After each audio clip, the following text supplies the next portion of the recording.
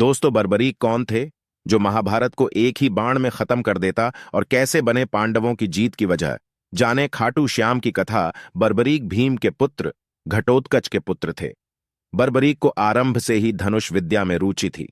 बर्बरीक को भगवान शिव ने वरदान दिया था कि वह अपने 3 बाणों से तीनों लोक जीत सकते हैं। भगवान शिव ने उन्हें वरदान के साथ 3 अमोघ बाण भी दिए। जब महाभारत का युद्ध आरंभ हुआ तो भगवान कृष्ण इस बात को जानते थे।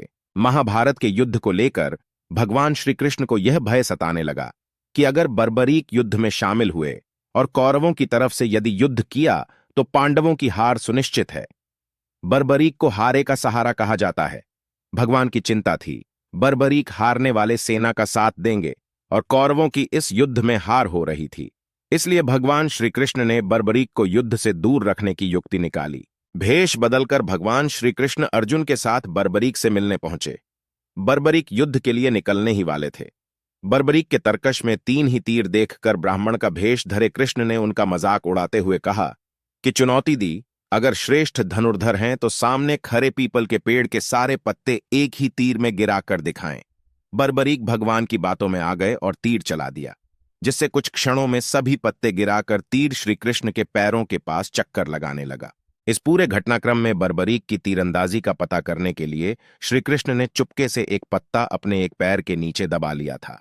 बर्बरीक को यह बात समझ आ गई। उसने मुस्कुराते हुए श्री कृष्ण से अनुरोध किया कि वे अपना पैर पत्ते पर से हटा लें ताकि तीर अपना काम पूरा कर सके।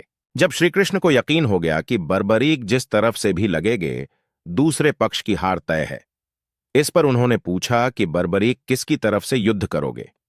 तो बर्बरीक ने उत्तर दिया कि अपनी मां को वादा कर चुके हैं कि जो पक्ष हारेगा वो उसी की तरफ से युद्ध करे। श्री कृष्ण दोबारा ब्राह्मण के वेश में बर्बरीक के पास पहुंचे और दान में सिर मांग लिया। बर्बरीक महान धनुर्धर होने के साथ बात के भी धनी थे और वचन के पक्के थे।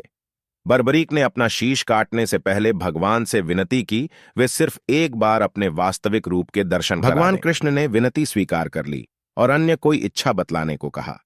तब बर्बरीक बोले कि वो कटे सिर के साथ ही पूरा युद्ध देखने की इच्छा है। श्री कृष्ण ने उनकी इस इच्छा को पूर्ण किया और बर्बरीक का सिर समीप ही एक पहाड़ी जिसे खाटू कहा जाता था वहां स्थापित हो गया। यहीं से बर्बरीक ने पूरे युद्ध को इसके बाद श्री कृष्ण ने बर्बरीक को एक वरदान दिया कि कलयुग में लोग उसे कृष्ण के अवतार की तरह पूजेंगे। आज इस स्थान को खाटू मंदिर के नाम से जाना जाता है, जहां पर बर्बरीक की खाटू श्याम के रूप में पूजा की जाती है।